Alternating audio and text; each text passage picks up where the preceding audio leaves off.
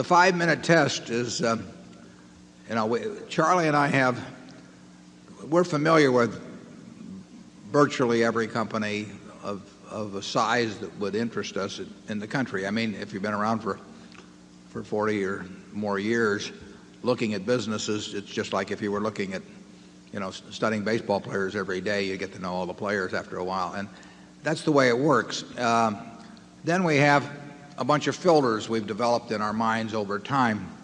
We don't say they're perfect filters. We don't say that those filters don't occasionally leave things out that should get through. But they're efficient. And they work just as well as if we spent months and hired experts and did all kinds of things. So we really can tell you in 5 minutes whether we're interested in something. We had never owned shares in Flight Safety, but we've been familiar with the company for at least 20 years, wouldn't you say, Charlie? Sure, I had a partner who bought a lot of it. 20 years ago. Yeah. But that's true of almost any business. And we know we've got a fix on what we don't understand, and then we don't care to know any more about them, particularly, although we'll pick up a little as we go along maybe.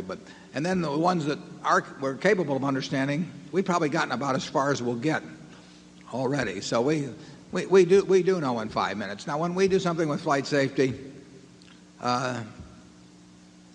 before the purchase and even for somewhat a little after the purchase, I'd never set foot on a piece. They have 40 or so training centers around the world. I never set foot on one of them.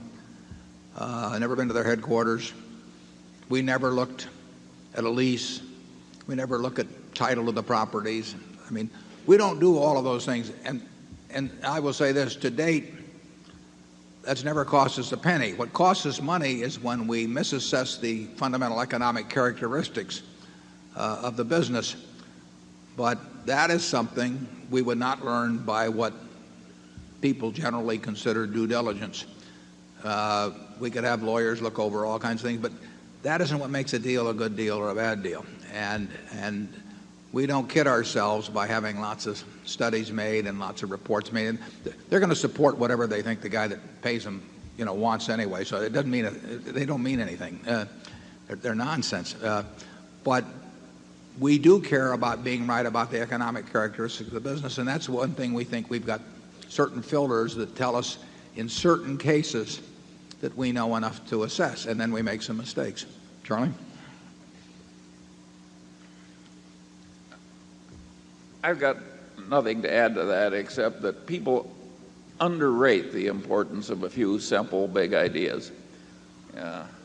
And I think that to the extent Berkshire Hathaway is a didactic enterprise, teaching the right systems of thought, I think that the chief lessons are that a few big ideas really work.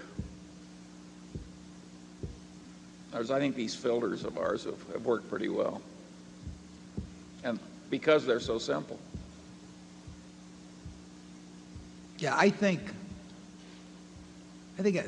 most of the people in this room, if they just focused on what made a good business or didn't make a good business and thought about it a little while, they could develop a set of filters that would let them in 5 minutes figure out pretty well what made sense or didn't make sense.